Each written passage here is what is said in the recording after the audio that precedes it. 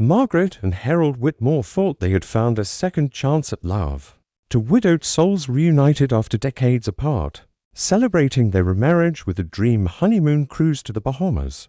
But just days into the voyage, Margaret vanished, without a trace, and by the time the ship returned to shore, her body had been found hidden below deck, beaten to death. What investigators uncovered next would expose a chilling motive, a cold-hearted plan, and a love story built on lies.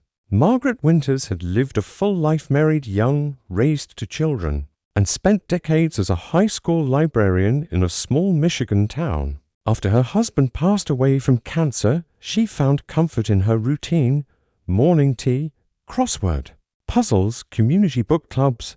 She never expected to fall in love again. That was until Harold Whitmore reappeared after nearly 50 years. Harold had been her first love back in 1973. They met in college, dated briefly, but life had pulled them in different directions. They lost touch, married other people, and started families. Both had loved deeply and grieved heavily after losing their spouses. Neither had imagined reconnecting until a mutual friend brought them back together. At a retirement fundraiser, they recognized each other instantly. What began as small talk turned into weekly phone calls, then long visits, and within a year, Harold proposed. Their wedding was simple and sweet, attended by close family and a few friends. Margaret wore a sky blue dress, Harold a tan suit with a matching tie. They held hands during the vows like to people who had known heartache and still believed in new beginnings. It was a second chance they both cherished. To celebrate, they planned something special, a honeymoon cruise to the Bahamas. Neither had ever taken a cruise before. It was the kind of dream they'd both set aside during years of responsibility and caregiving. Now, in their 70s, with no obligations and nothing holding them back, it was finally time. They boarded the Ocean Vista, a massive floating resort with over 2,000 passengers, a dozen restaurants and endless activities. Margaret was glowing, excited for every moment. She carried a new journal to document the trip and took photos of everything from the welcome drinks to the shuffleboard courts. Harold seemed equally pleased, always smiling, always by her side. He even danced with her at the first nights. Formal dinner, something she hadn't expected from his stiff demeanor. The first few days were everything they'd hoped for. They enjoyed live jazz shows in the evenings, sipped cocktails on the sun deck, and took slow, hand-in-hand walks around the promenade. They met other older couples and swapped stories of love and loss. The sea stretched endlessly around them, and for the first time in years, Margaret felt young again. But as the cruise entered its 4th day, a quiet shift took place. Margaret stopped writing in her journal. She kept it tucked in her purse, unopened. Harold spent more time alone on deck, sometimes disappearing for hours. At dinner, he seemed distracted, offering only short answers. Margaret began to appear. Nervous, her smile slightly forced. The glow of their first few days dimmed slowly, almost imperceptibly. No one thought much of it. After all, even in love, people needed space. But in hindsight, those small changes would take on a darker meaning. Behind the smiles and sunset photos was something neither the crew nor the other passengers could see: a growing tension hidden beneath layers of politeness. It was supposed to be a dream honeymoon. Instead, it became the beginning of a horror story that no one on board would ever forget. The morning sun rose over the glistening waves as passengers on the Ocean Vista began another day of their tropical escape. Breakfast was being served in the main dining hall, and wait staff moved quickly between tables, balancing trays of fruit, pastries, and coffee. It was the 5th day of the cruise, and for most people on board, the trip was going exactly as planned. But something was off. A few regulars noticed that Margaret and Harold, who had been present at the same table every morning, were absent. At first, it was brushed off. Perhaps they were sleeping in or had decided to enjoy breakfast in their cabin. Yet as the hours passed and lunch approached, their continued absence stirred quiet concern among the crew. Later that afternoon, Harold appeared alone near the pool deck, reading a paperback novel. A fellow passenger asked about Margaret, and Harold responded that she hadn't been feeling well. likely seasick, and had decided to stay in the room to rest. His demeanor was calm, casual. There was no urgency in his tone, no visible distress. He chatted politely, even made a few jokes. To most, it seemed like nothing was wrong.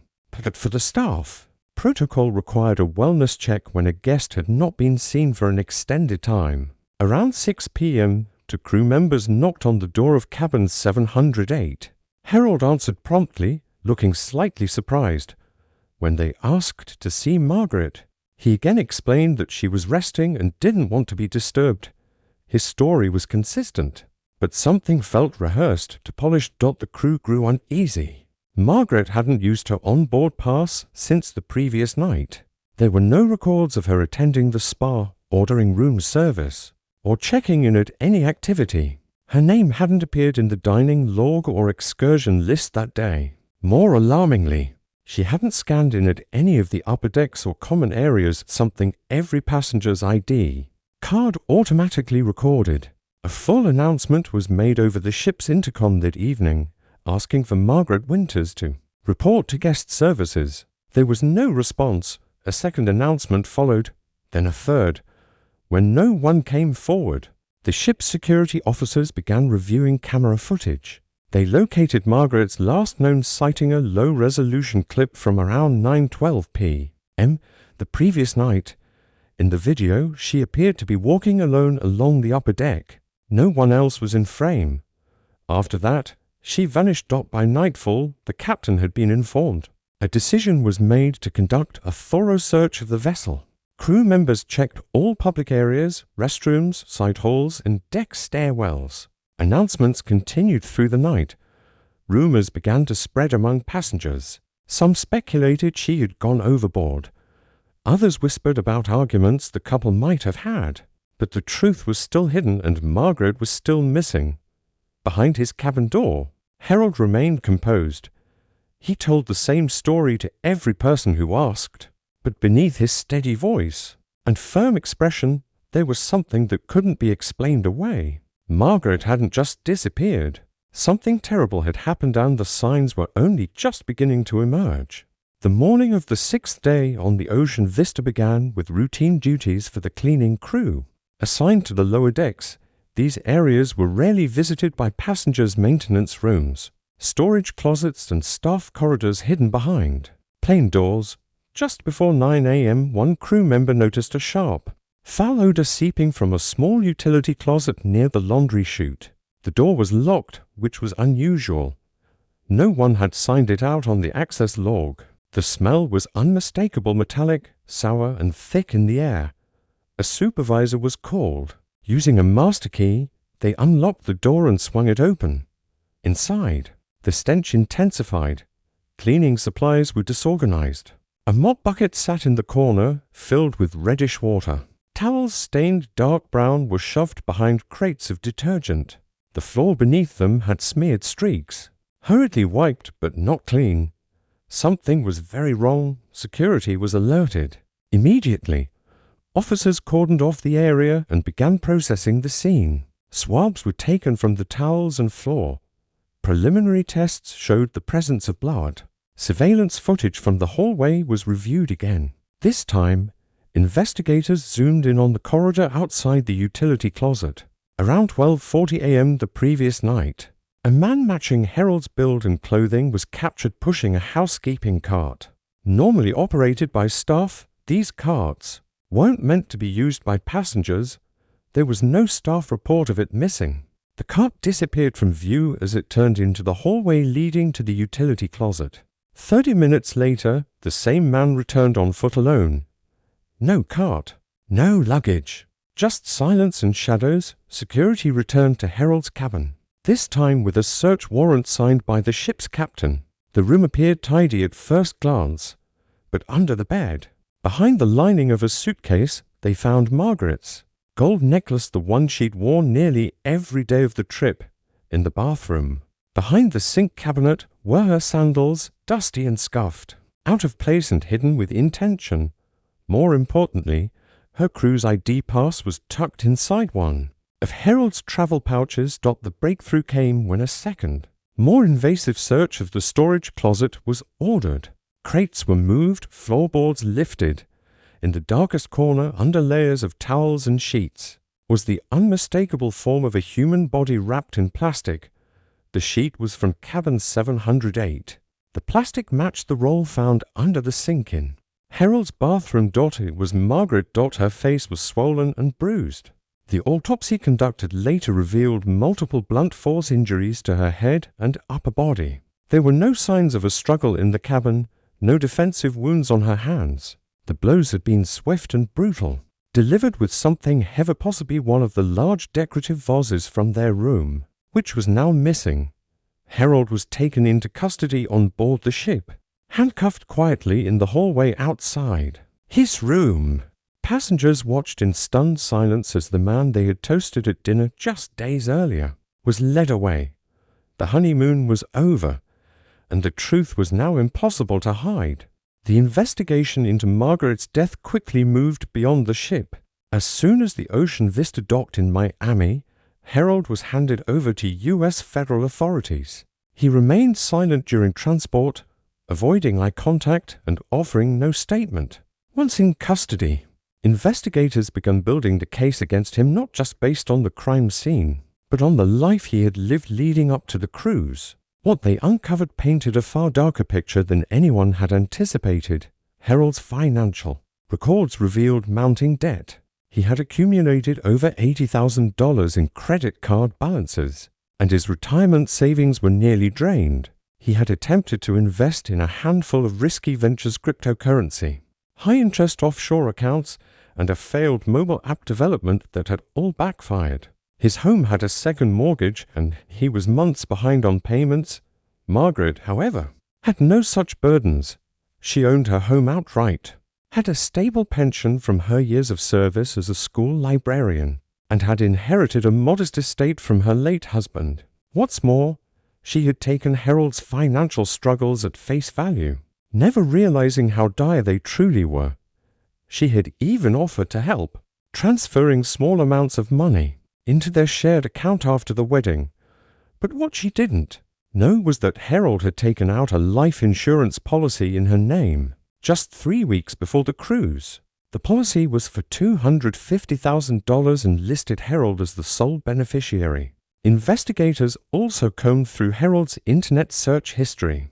In the months leading up to the cruise, he had looked up topics like fastest-paying life insurance, cruise ship disappearances, and how to hide evidence on a ship. He had also visited forums discussing maritime investigations and legal jurisdiction at sea. These were not the actions of an innocent man. They were the steps of someone planning ahead. Passengers from the Ocean Vista were contacted and interviewed. Several came forward to say they had overheard arguments between Margaret and Harold. One woman recalled seeing Margaret crying quietly near the observation deck 2 nights before she vanished.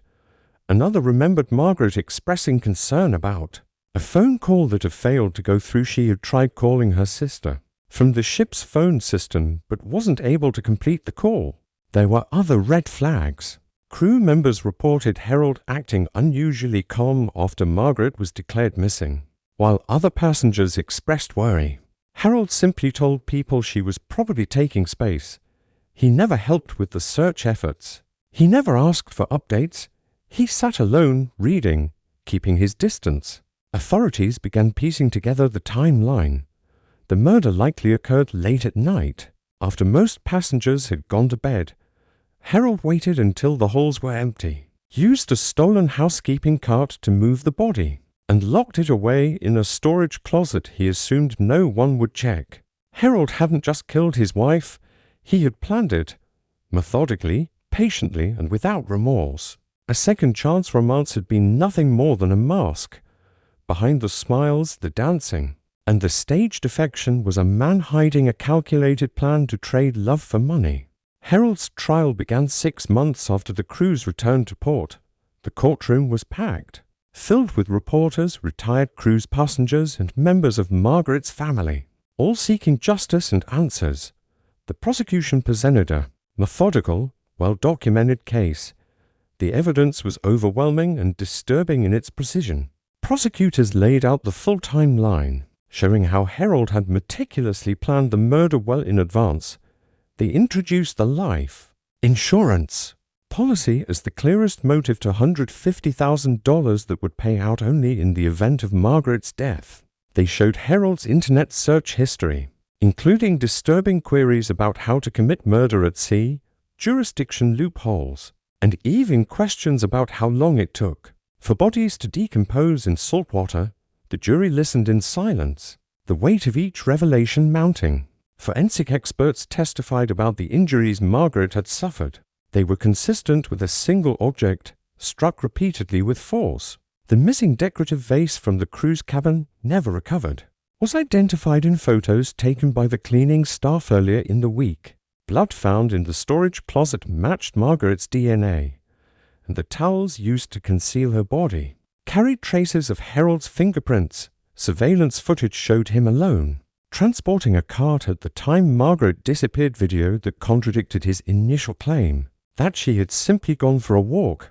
The defense attempted to argue that Margaret's death had been accidental, suggesting that she had fallen and that Harold had panicked.